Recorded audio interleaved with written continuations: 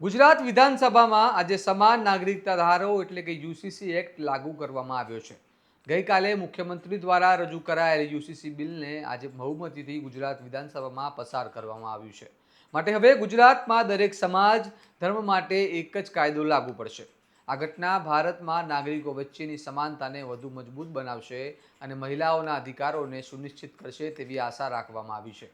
પરંતુ શું છે યુસીસીનો ઇતિહાસ અને યુસીસીમાં શું ખાસ છે, આજે આવો વિગતે વિશ્લેષણ કરીએ આ અહેવાલમાં. નમસ્કાર, હું ચિરાગ વર્ષાબેન, આપ જોઈ રહ્યા છો સ્વમાન. ગુજરાત વિધાનસભાના બજેટ સત્ર દરમિયાન ગઈકાલે ગુજરાતના મુખ્યમંત્રી ભૂપેન્દ્ર પટેલ દ્વારા યુસીસી બિલ ગૃહમાં મૂકવામાં આવ્યું હતું. આ મામલે ચર્ચા પણ થઈ, વાદ વિવાદ પણ થયા, પરંતુ આજે બહુમતી સાથે યુસીસી બિલ પસાર કરવામાં આવ્યું છે. એટલે કે હવે યુસીસી એક્ટ બનશે. ગુજરાત ઉત્તરાખંડ બાદ દેશનું બીજું રાજ્ય બન્યું છે જ્યાં યુસીસી લાગુ થયો છે. પરંતુ આ બિલ કેટલું મહત્વનું છે અને તેનો જૂનો ઇતિહાસ શું છે તે વિશે આપણે નજર કરીએ તો ભારત દેશ આઝાદ થયા બાદ બંધારણ સભામાં આ મામલે વિચાર કરવામાં આવ્યો. 23 નવેમ્બર 1948ના રોજ બંધારણ સભાની ચર્ચામાં ડૉક્ટર બાબા સાહેબ આંબેડકર અને કે.એમ. મુનશીએ યુસીસીના સમર્થનમાં મજબૂત દલીલો કરી હતી. ડૉક્ટર આંબેડકરે જણાવ્યું હતું કે ભારતમાં પહેલેથી જ ફોજદારી કાયદો સમાન છે અને વ્યક્તિગત કાયદાઓના ક્ષેત્રમાં પણ રાજ્યને કાયદો બનાવવાની સત્તા હોવી જોઈએ. તેમણે કહ્યું હતું કે ધર્મને એટલો વિસ્તૃત અધિકાર ન આપી શકાય કે તે સમાજ સુધારણાના માર્ગમાં અવરોધ બને. કે.એમ. મુનશીએ કહ્યું હતું કે યુસીસી રાષ્ટ્રીય એકતા માટે આવશ્યક છે.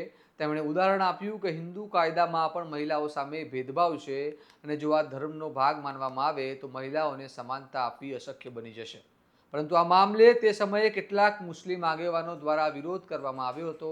તે સમયે દેશ નવો આઝાદ થયો હતો, માટે તે વિચાર મુલતવી રાખી તેને ભવિષ્યમાં જરૂર પડશે ત્યારે લાગુ કરવાનો વિચાર કરીને બંધારણના ભાગ 4માં એટલે કે રાજ્યના માર્ગદર્શક સિદ્ધાંતોમાં મૂકવામાં આવ્યો.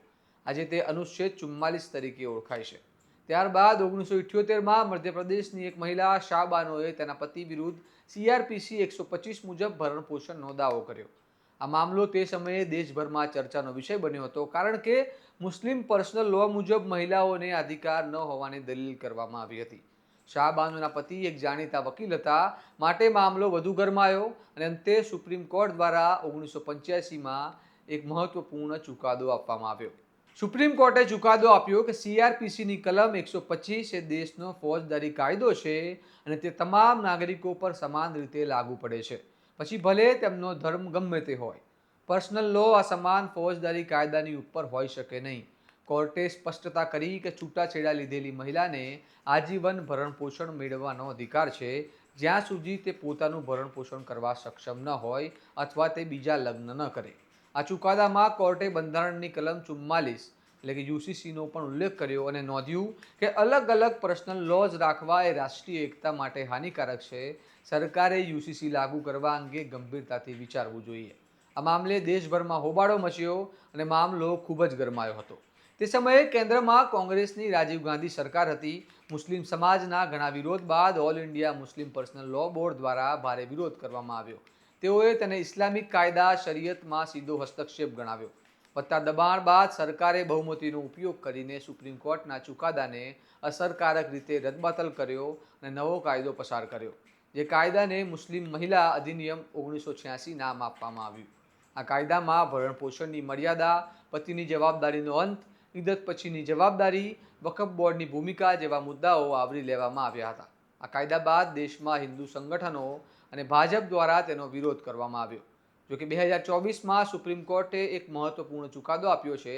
કોર્ટે સ્પષ્ટ કર્યું કે CRPCની કલમ 125 તમામ મહિલાઓને લાગુ પડે છે, પછી ભલે તેમનો ધર્મ કોઈ પણ હોય. કોર્ટે જણાવ્યું કે 1986નો કાયદો કલમ 125 ઉપર પ્રભુત્વ ધરાવી શકે નહીં, કારણ કે કલમ 125 એક ધર્મ તટસ્થ અને બિનસાંપ્રદાયિક કાયદો છે.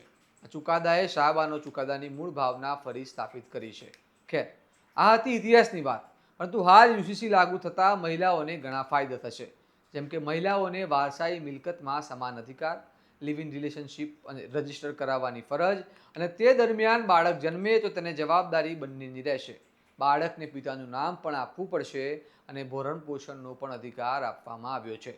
છૂટાછેડા બાબતે પણ મહત્વની વાત છે કે હવે કોઈ ધાર્મિક રીતે નહીં, પરંતુ બધાને એક જ કાયદા હેઠળ છૂટાછેડા લેવા પડશે.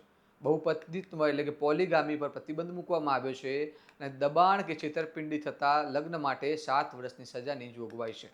હાલ તો ગુજરાતમાં યુસીસી કાયદો પસાર થયો છે. હવે જોવાનું રહ્યું કે આ મામલે શું પ્રતિક્રિયાઓ આવે છે. કારણ કે આદિવાસી સમાજના ધારાસભ્ય ચૈતર વસાવાએ આનો વિરોધ કર્યો છે. જો કે યુસીસીમાં આદિવાસીઓને બાકાત રાખવામાં આવ્યા છે. સરકારે સ્પષ્ટ કહ્યું છે કે આ કાયદો આદિવાસી સમુદાયોને લાગુ પડશે નહીં, કારણ કે તેમના રિવાજો બંધારણીય રીતે સુરક્ષિત છે. મુસ્લિમ સમાજ દ્વારા પણ તેનો વિરોધ કરવામાં આવ્યો છે અને કોંગ્રેસના એકમાત્ર મુસ્લિમ ધારાસભ્ય ઇમરાન ખેડાવાલાએ કહ્યું કે આ બિલ મુસ્લિમોને શરીયતથી દૂર કરશે અને તેમને નાસ્તિક બનાવશે. આજે પસાર થયેલા બિલ બાદ હવે શું થશે તે જોવાનું રહેશે. ગુજરાતની જનતા આને સ્વીકારશે કે તેનો વિરોધ કરશે. તમને શું લાગે છે યુસીસી બિલ વિશે? અમને કમેન્ટ કરીને જણાવો અને આવા વિશ્લેષણાત્મક સમાચાર માટે સ્વમાનની ચેનલને સબસ્ક્રાઇબ કરવાનું ભૂલતા નહીં. નમસ્કાર.